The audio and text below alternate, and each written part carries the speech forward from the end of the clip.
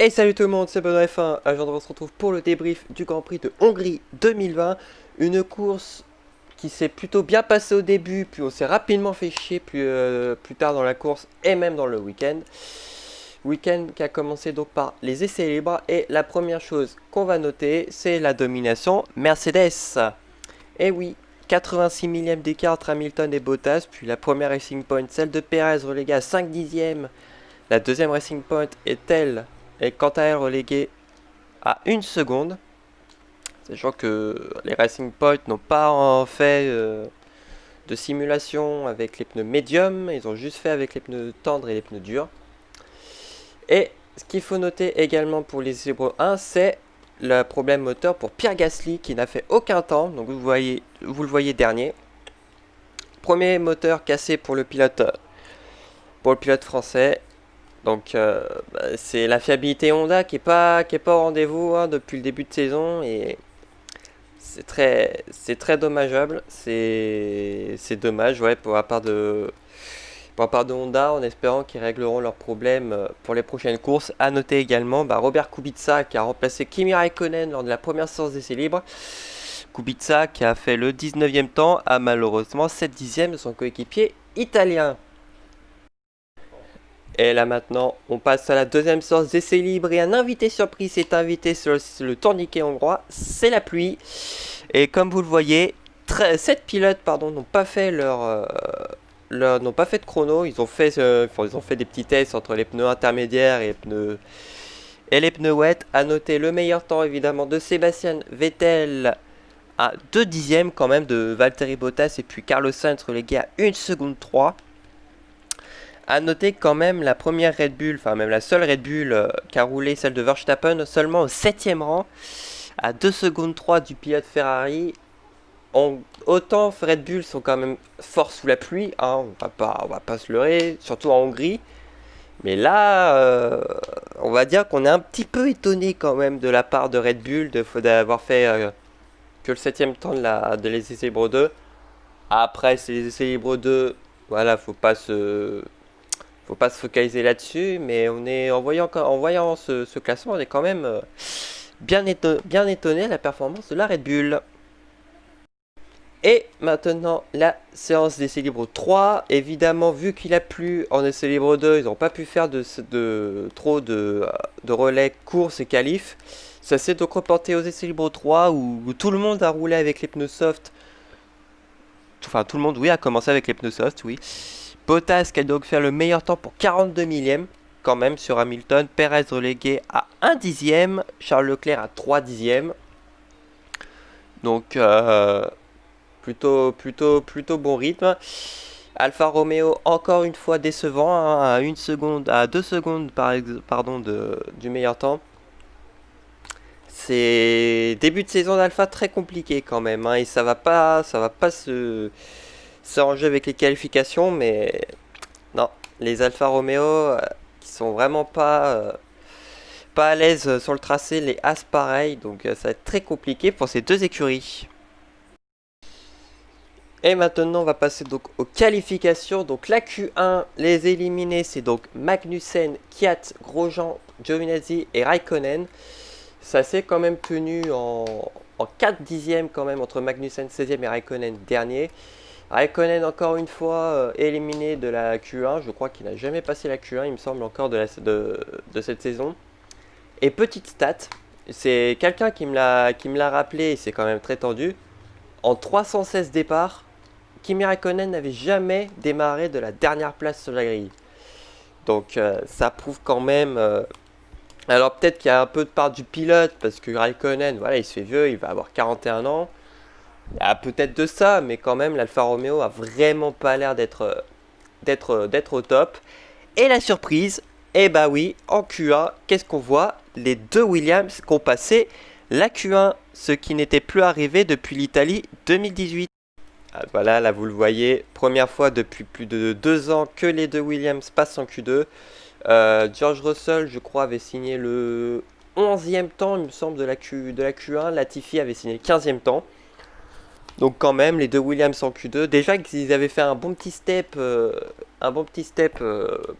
déjà, on rappelle qu'en 2019, ils sont vraiment partis limite d'une feuille blanche. Ils étaient à 3 secondes, 3 secondes du meilleur temps en Q1 au Grand Prix d'Australie. Et à la fin de la saison 2009, ils s'étaient retrouvés à à peu près à moins de 2 secondes, je crois, du meilleur temps. Donc c'est quand même bien joué. Et là, ils ont fait 2 Q2 en 3 courses.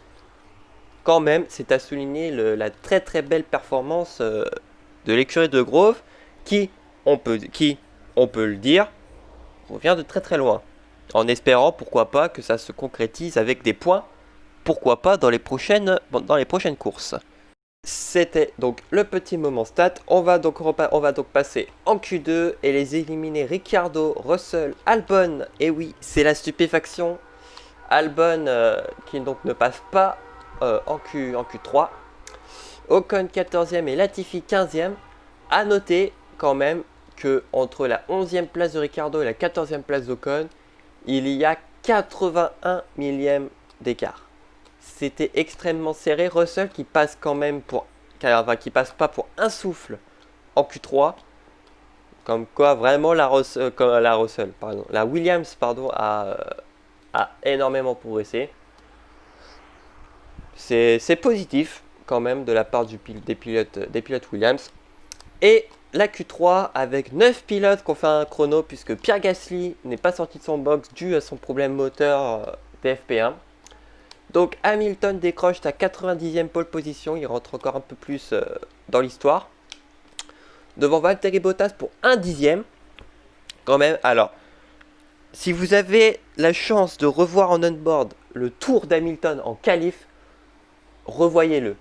Parce que Hamilton, il fait vraiment le tour parfait. Il n'y a pas de tour quasi parfait, il n'y a pas de correction. Non, là c'est vraiment le tour parfait dans sa splendeur. On le voit comment la Mercedes, elle reste droite dans les virages. On voit vraiment dans le onboard aucune correction. Comme il a pu en faire, genre par exemple à Singapour 2019, dans 2018, pardon, où il avait genre une ou deux corrections parce que la Mercedes, voilà, elle n'arrivait pas trop à tenir droite dans les virages. Mais là, vraiment, la bagnole, elle est restée droite, sachant que il y a des virages quand même assez serrés quand même en Hongrie. Je prends par exemple le virage 3, le virage 2, pardon, virage 4, là, en haut de la montée, avant le long droit. C'est quand même des virages assez compliqués, la chicane aussi, donc voir vraiment la Mercedes tenir droit dans ces virages comme ça, franchement, chapeau. Et puis les Mercedes qui collent quand même 9 dixièmes à la première Racing Point, celle de Lance Stroll. Et nouvelle stat, c'est que les Racing Point qui partaient respectivement P17 et P19 l'année dernière se retrouvent P3, P4. Ça, c'est vraiment un gros step de la part de Racing Point. Stroll qui fait une très bonne qualif puisqu'il devance Perez quand même pour la deuxième fois en 3 courses. Quand même pour un pilote canadien qui n'est pas sorti de la Q1, qui est sorti de la Q1 au bout de 15 courses, faut le noter. Il fait 2 Q3 en 3 courses. La première course, il avait fait P9 en qualif. Là, il tape quand même consécutivement 2 fois Perez. Perez, dont d'ailleurs son back-end n'est pas assuré pour la saison prochaine, on reparlera dans les actualités. Mais très bon tour quand même de la part des Racing Point. Pour revenir aux qualifications, donc Sébastien Vettel 5e et Charles Leclerc 6e. Donc meilleure performance de la part des Ferrari qui passent pour la première fois en Q3 avec les deux voitures. Sachant qu'ils sont séparés quand même par environ 50 millièmes. Donc bien joué quand même de la part de Ferrari. Les améliorations semblent porter ses fruits. C'est faux. Entre parenthèses, on verra ça en course. Le grand étonnement, c'est quand même Verstappen 7ème. Verstappen 7ème, franchement, c'est pas ouf le rythme de la Red Bull. Et puis on verra avant le temps de formation que la Red Bull est quand même bien instable sur un circuit dont on a l'habitude de les voir devant, puisqu'ils ont quand même, je pense, le meilleur châssis et le meilleur aéro du plateau. Donc ça fait un petit peu bizarre de les voir 7ème et 13ème surtout. Norris 8ème qui devance Carlos Sainz 9ème. Carlos Sainz qui a quand même un petit peu de mal qui a un peu de points faibles. La qualif c'est vraiment son point faible, parce que déjà que l'année dernière il s'est fait battre par Norris dans toute la saison 2020. On rappelle que Norris avait démarré 11 fois devant Sainz contre 10 pour le pilote espagnol en qualification. Là pour le moment c'est un 2-1 en qualif en faveur du Britannique. Donc à voir comment ça va se passer. Puis Gasly 10ème, voilà, qui n'a pas fait de chrono, qui a préféré donc préserver son moteur pour la course le lendemain. On va maintenant passer donc à la course d'ailleurs qui s'est déroulée sur une piste un peu gramouillée, puisque on va dire qu'il a un peu plu quelques minutes, enfin même quelques heures avant le départ.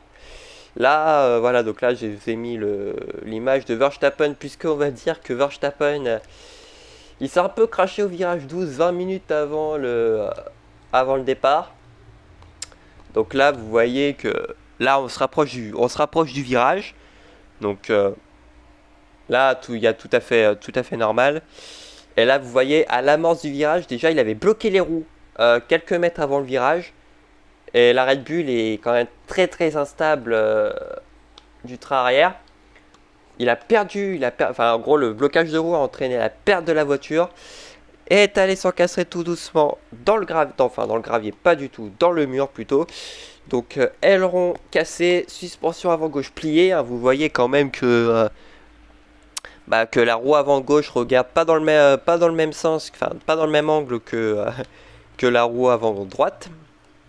Mais chapeau pour les mécaniciens, puisqu'ils ont réussi à réparer la monoplace à 30 secondes littéralement de début de la course. Donc très très très bien joué quand même de la part des pilotes, des mécaniciens de chez Red Bull. Et les pilotes As, qui font une stratégie audacieuse, puis qu'ils décident de s'arrêter au stand pour chausser des pneus slick, sachant que la piste est en train de sécher, et partent de la voie des stands, évidemment, puisque quand tu rentres au stand dans le tour de formation, tu dois automatiquement, dans le tour de mise en grille, pardon, tu dois automatiquement partir de la voie des stands. Le départ, c'est un très très bon départ de Stroll et de Verstappen qui passent tout de suite deuxième et troisième respectivement. Moins bon départ pour Bottas et Perez, voire même départ catastrophique, sachant que Bottas a même jump le start non, et je vais vous expliquer pourquoi. Après évidemment. Donc Bottas et Perez qui prennent un mauvais départ, qui se retrouvent 7ème et 8ème, me semble. Donc voilà, mais heureusement qu'ils ont quand même deux Mercedes entre guillemets. Pour Bottas, alors Bottas a jump le start, oui. Est-ce que Bottas mérite une pénalité? Non. Je vais vous expliquer pourquoi. En fait, les critères pour qu'un faux départ soit prononcé, c'est que, en fait, je vais prendre un exemple, Raikkonen Russie 2019. Donc Raikkonen partait dans les tréfonds du peloton. Je crois qu'il devait partir 16ème ou un truc du genre. Quand les feux se sont allumés, Raikkonen a été un petit peu, je crois un défaut d'embrayage, et malheureusement il a déclenché trop tôt, et les pneus avant sont sortis du spot. Les pneus avant de Raikkonen sont sortis du spot.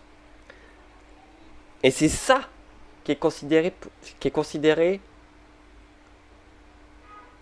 c'est ça qui considère justement le faux départ. Vettel, Japon 2019. On voit qu'il fait la même erreur. Il déclenche son embrayage un peu trop tôt. Il était un peu trop tôt, un chouïa avant l'extinction des feux. Mais les pneus avant ne sont pas sortis du spot et n'ont pas franchi la ligne jaune, parce que chaque spot a une ligne jaune. Le pilote se place légèrement avant cette ligne jaune. Et si tu franchis la ligne jaune, techniquement, c'est un jump le start. Après, il y a aussi une histoire de capteurs. Les capteurs de la FIA se déclenchent si justement la voiture est sortie de son spot. Bottas Autriche 2017, tout le monde a cru qu'il avait jump le start parce qu'il avait bougé les roues. Alors que non, les capteurs se sont pas déclenchés puisque ça a été prouvé, et mathématiquement, que Valtteri Bottas avait un temps de réaction de 26 secondes. Enfin non, 26 millièmes de seconde plutôt. Ce qui est quand même très très impressionnant comme départ. Puis, si tu reprends Bottas Hongrie 2020 et Vettel Japon 2019, pourquoi les pénaliser sachant qu'ils se pénalisent eux-mêmes, puisque ils n'ont pas de relance, et donc du coup ils perdent 6-7 places dès le début. Pourquoi les mettre encore, enfin, pourquoi mettre 5 secondes de pénalité, sachant qu'ils se sont eux-mêmes pénalisés. Donc pour moi, mettre 5 secondes de pénalité à Bottas, ça aurait pas été judicieux, sachant que les pneus avant ne sont pas sortis du spot. Voilà, c'était un petit peu le point FIA. Revenons donc à la course, et le troisième tour, ça commence à rentrer au stand, passer des pneus slick. Le cas pour Leclerc et Bottas qui passent respectivement des pneus soft et pneus médium. La stratégie Ferrari qui commence déjà à partir en fumée parce que tu mets des pneus soft, sachant que les pneus soft, sachant que la Hongrie est quand même un tracé qui demande beaucoup aux pneus. Donc mettre des pneus soft, c'était compliqué, sachant que, un petit exemple, Hamilton en fin de course quand il a chaussé des pneus soft, il les avait chaussés pour 4 tours. Au bout de 4 tours, quand il a franchi la ligne d'arrivée, ses pneus étaient déjà morts.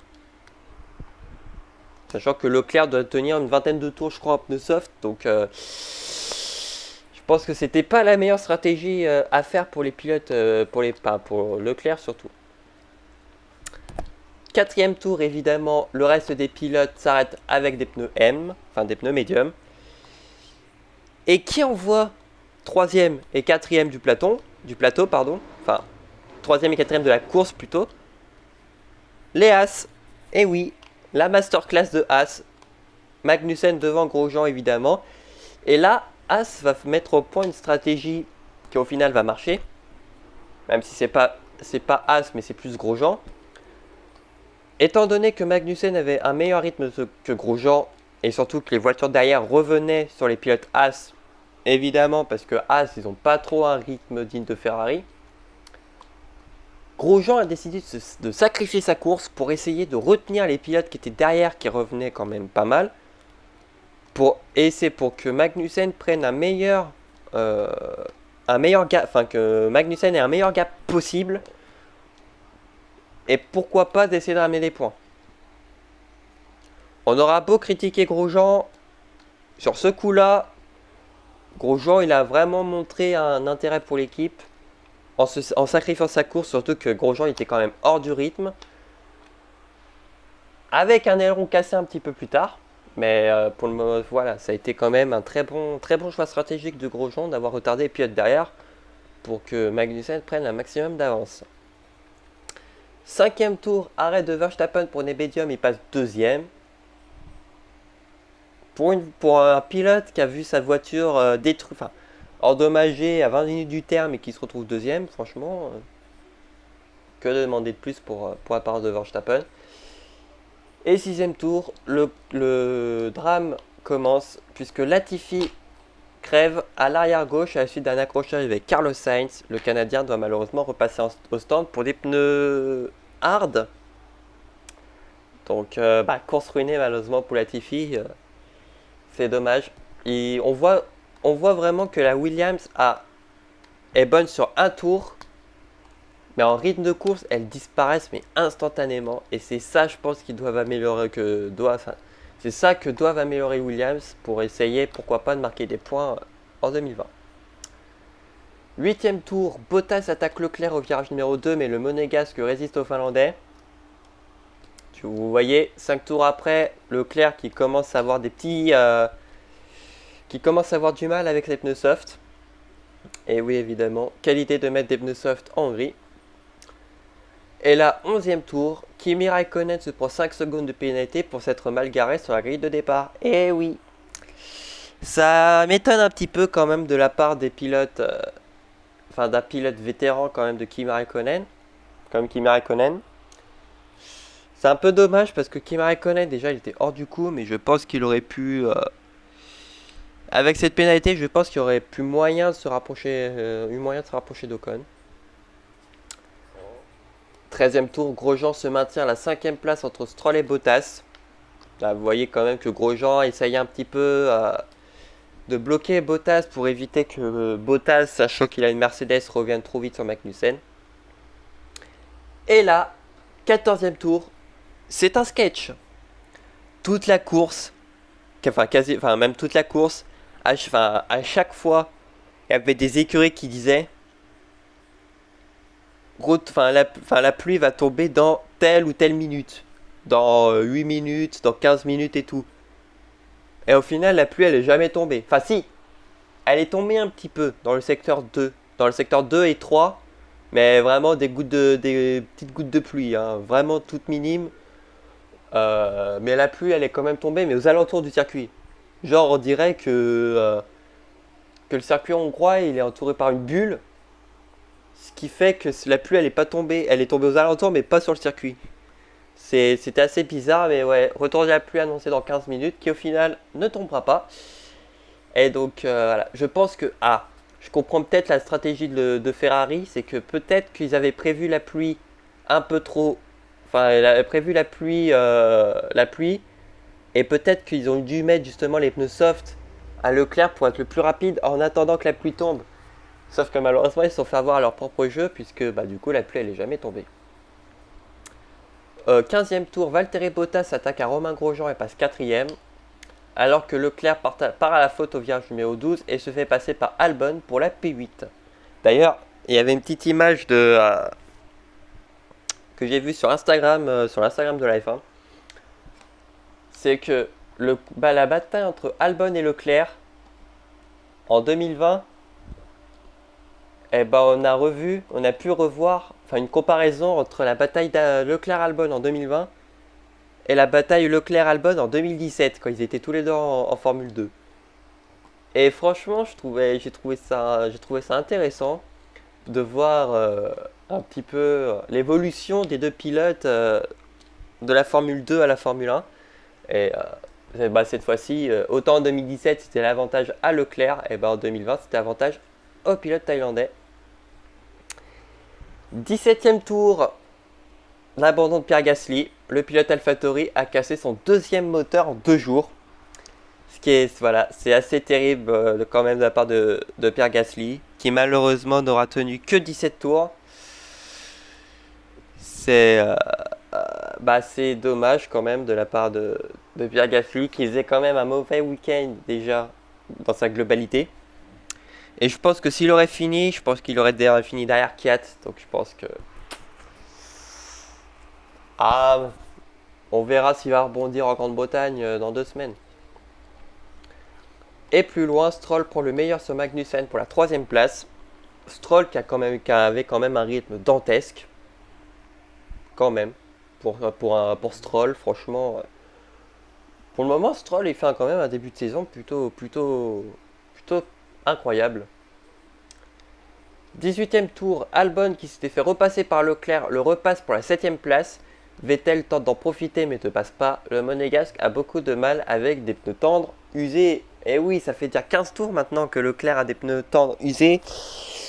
Et on voit qu'il galère pas mal à tenir le rythme d'Albon et Vettel. Et au 20e tour, Vettel passe finalement sur Leclerc pour prendre la 8e place. Et oui, alors tout le monde dit que il y a eu une consigne d'équipe de Leclerc de laisser passer Vettel.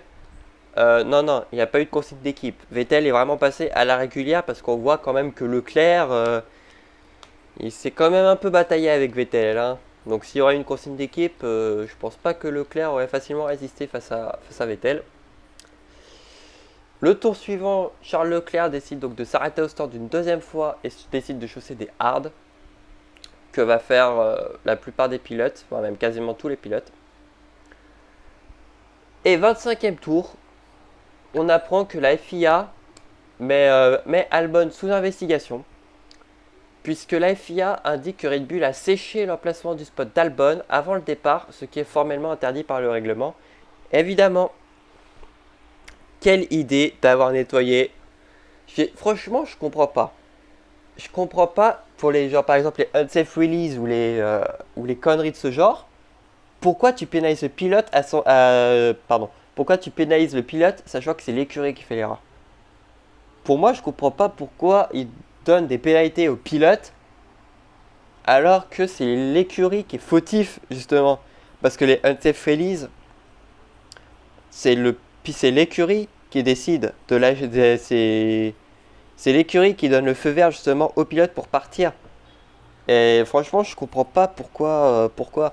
Alors, ok, c'est le pilote qui conduit, mais pour moi, c'est l'écurie qui doit prendre la pénalité. En général, c'est plus une pénalité d'amende qu'autre chose, mais je comprends pas pourquoi les pilotes sont pénalisés. Par exemple, là, Albon aurait risqué la disqualification parce que Red Bull a fait de la merde. Voilà. C'est Red Bull qui devait avoir la pénalité. Enfin, au final, il y aura rien eu, hein. Mais bon, quand même. Ensuite, 27e tour, petite bataille quand même entre Lance Stroll et Valtteri Bottas, à l'avantage du Canadien quand même, puisqu'il essaye quand même de garder Bottas hors de sa zone DRS.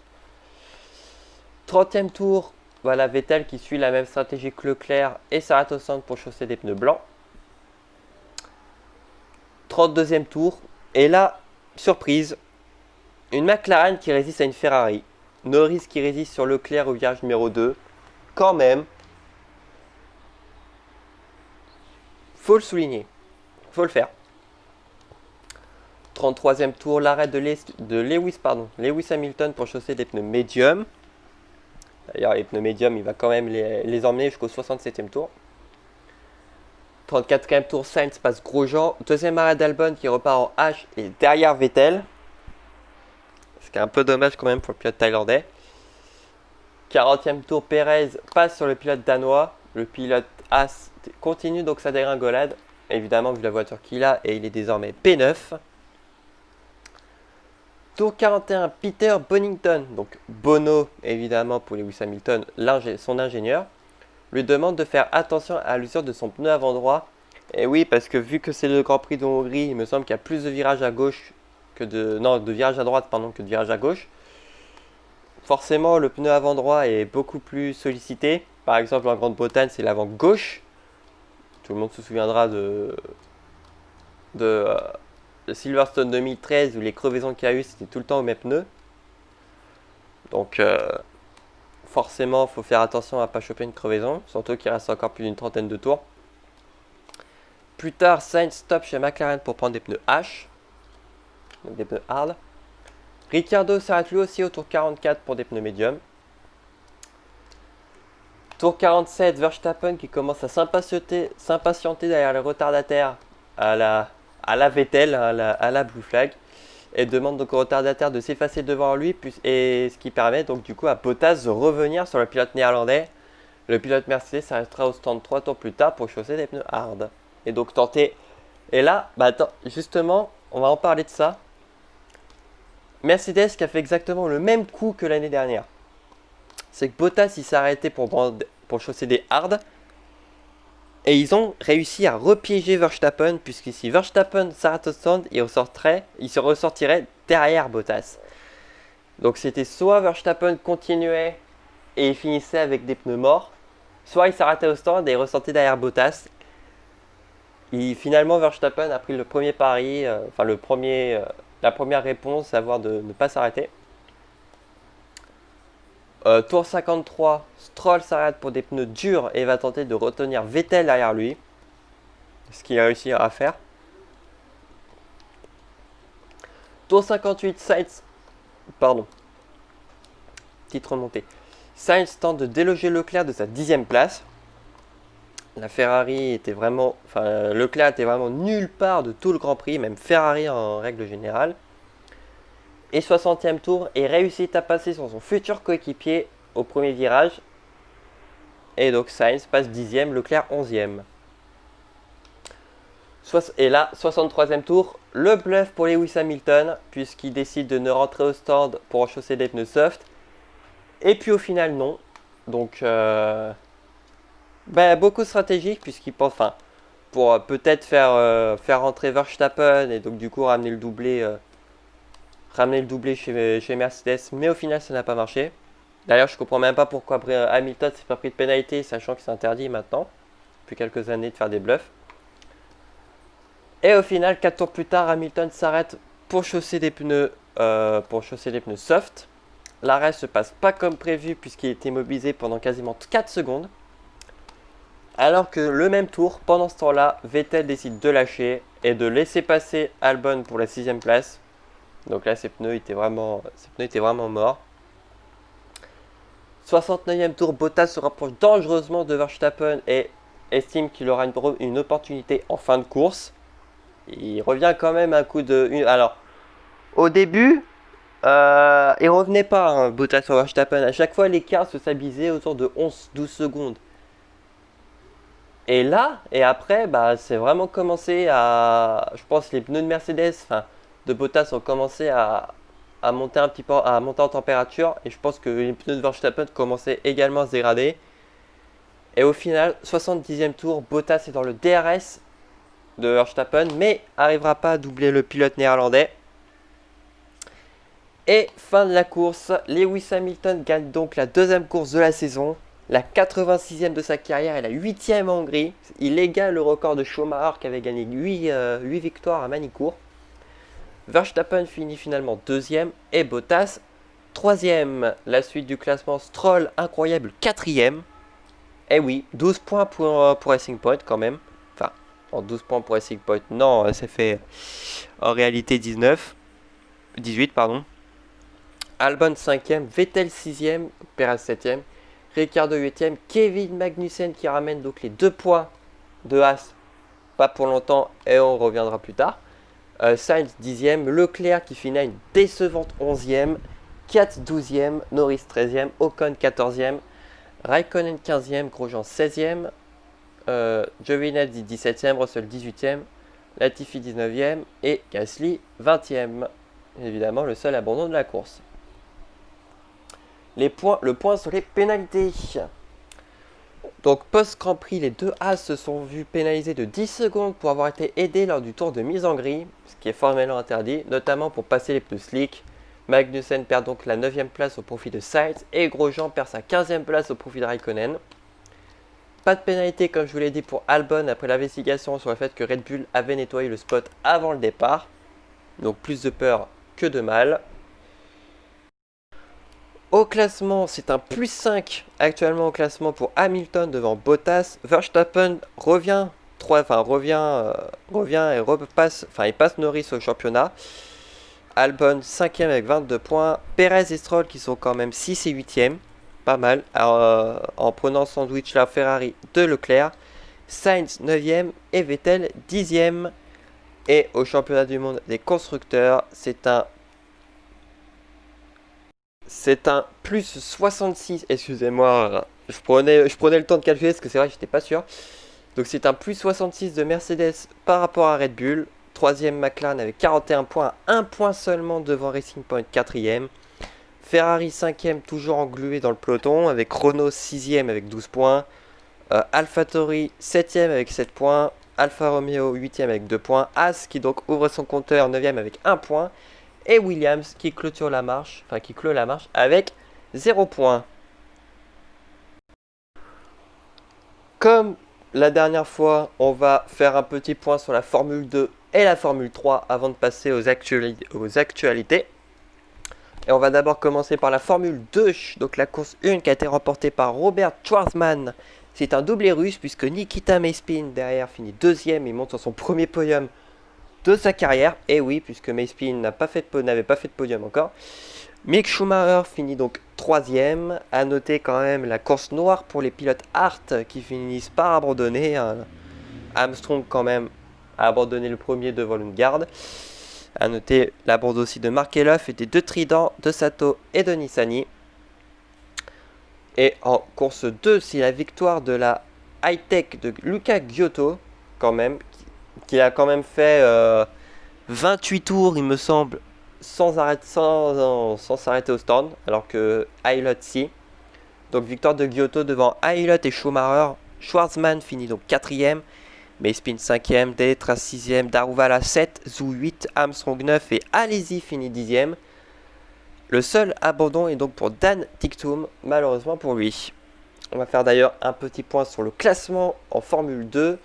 Robert Schwarzman est donc en tête de ce Grand Prix avec 18 points d'avance sur en tête du championnat avec 18 points d'avance sur Callum Ilott et 38 sur Christian Lundgaard.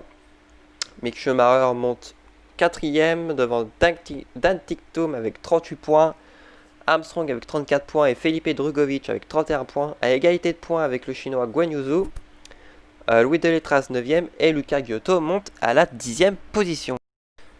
Maintenant place à la F3 course 1 et une nouvelle victoire de Théo Pourchaire. Et oui, il a quand même profité du crash de devant avec Smolyar et Vesti pour prendre la tête et dominer clairement le Grand Prix puisqu'il finit avec 12 secondes d'avance sur Oscar Piastri. Donc quand même, faut le faire. Deuxième victoire de la saison en 3 courses pour le pilote de Grasse.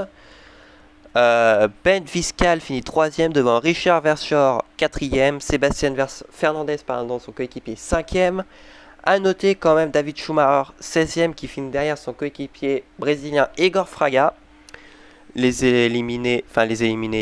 pilotes qui ont abandonné, il y a Zandeli, Lawson, Dohan, Smolyar, Vesti et Williams.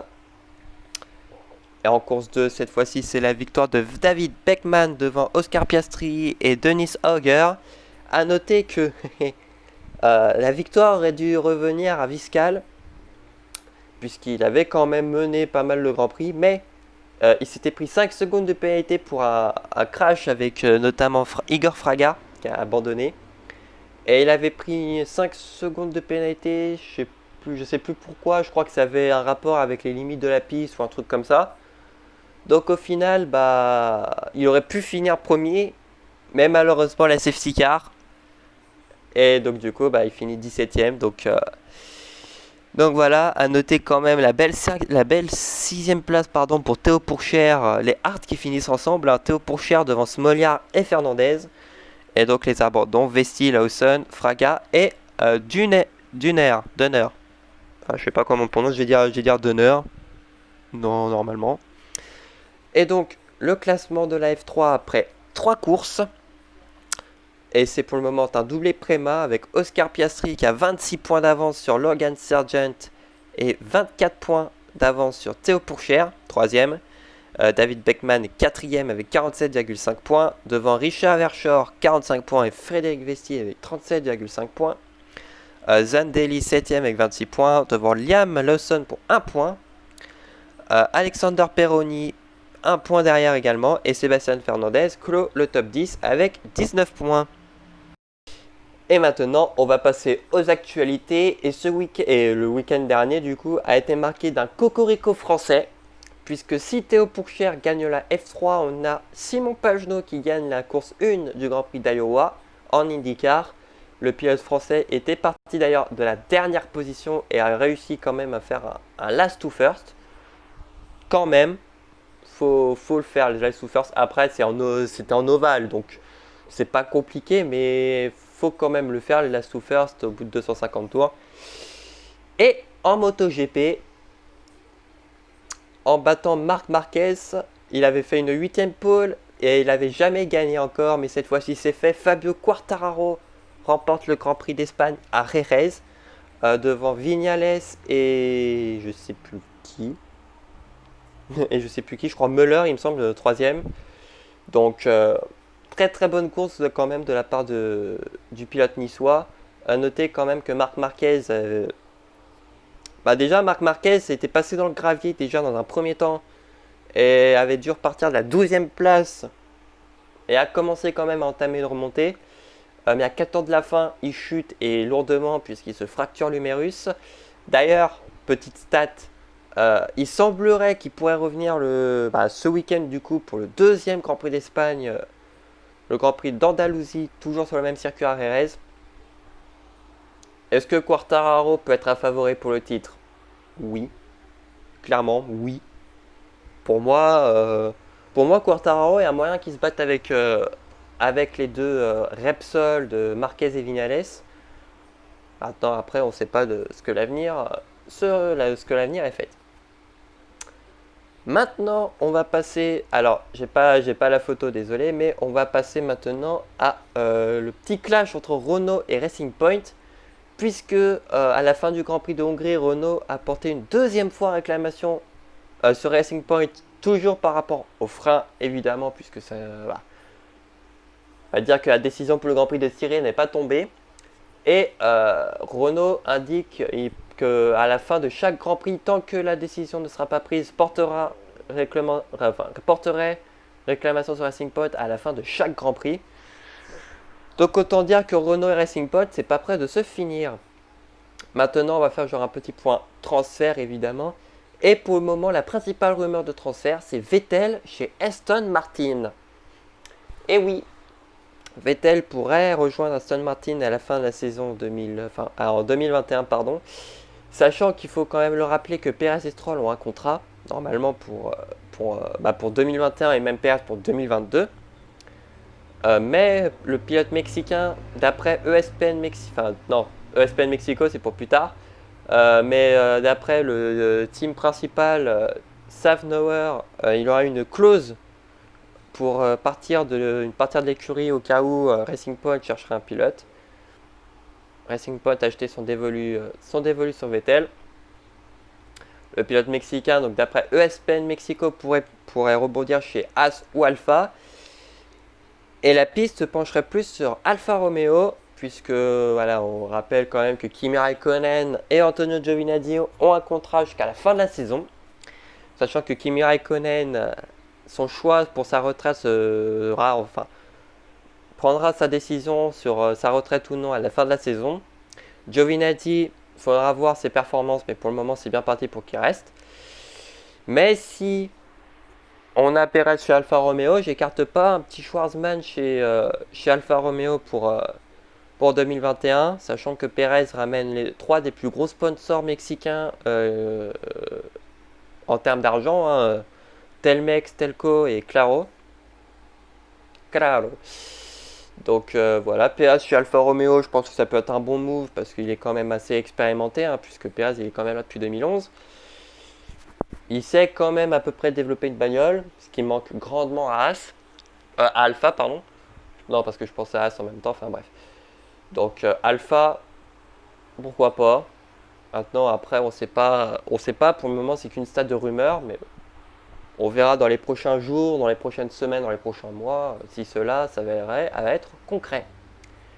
Et maintenant, on va parler de la saison 2020 dans sa globalité, puisque, et oui, pour le moment, on a 10 Grands Prix confirmés, pour le moment, pour la saison 2020, avec 3 Grands Prix qui se sont passés, déjà. Donc, on a un nouveau Grand Prix qui est revenu au calendrier, c'est le Mugello, donc le deuxième Grand Prix d'Italie de la saison, qui sera donc renommé le Grand Prix de Toscane, évidemment, puisque j'ai appris ça et je ne savais pas du tout que on n'avait pas le droit d'avoir, que la F1 n'avait pas le droit d'avoir deux Grands Prix portant le même nom. Genre, on ne peut pas avoir 2 Grands Prix d'Italie. Ça, c'est quelque chose que je ne savais pas du tout. Maintenant, je comprends mieux les termes de Grand Prix de Styrie et Grand Prix du 70e anniversaire dans 3 semaines, du coup. Enfin, dans 2 semaines plutôt. Donc ça, je ne savais pas du tout. Alors, on va faire donc un petit point donc global. Normalement, l'info sortira dans l'après-midi, mais le Nürburgring, Imola et Portimao seraient confirmés pour la saison 2020. Donc sachant qu'on a les dates.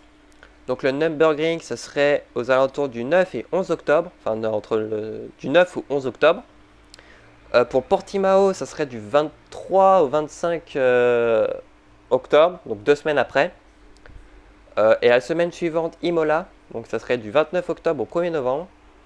Après, potentiellement, on aurait le Vietnam, deux fois Bahreïn et Abu Dhabi. Donc à voir comment ça va se passer. On pourrait dire adieu à la tournée américaine.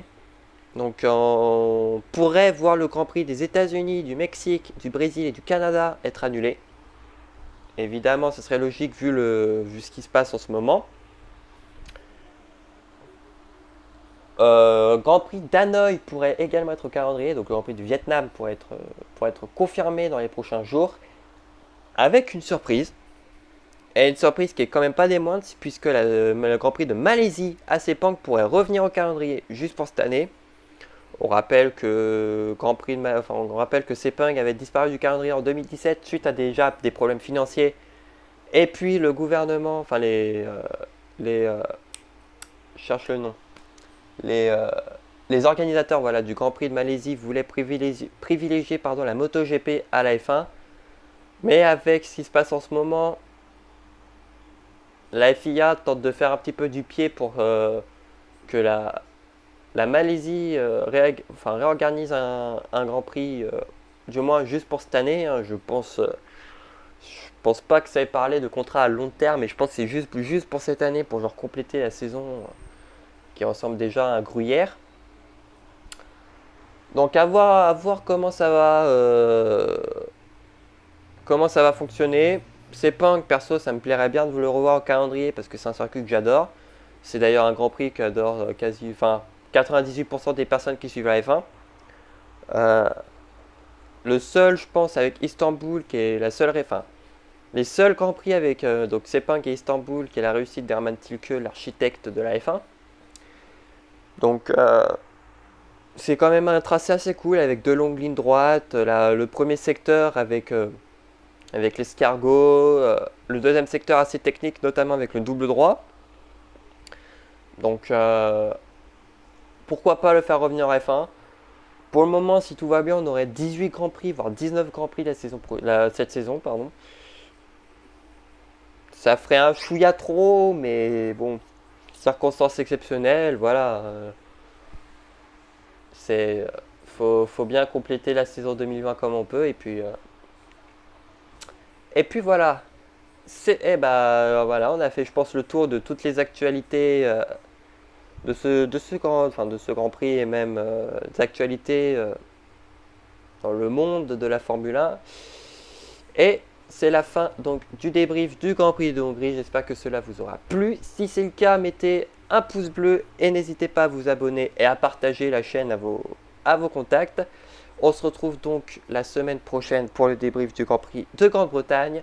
D'ici là, portez-vous bien. Ciao tout le monde.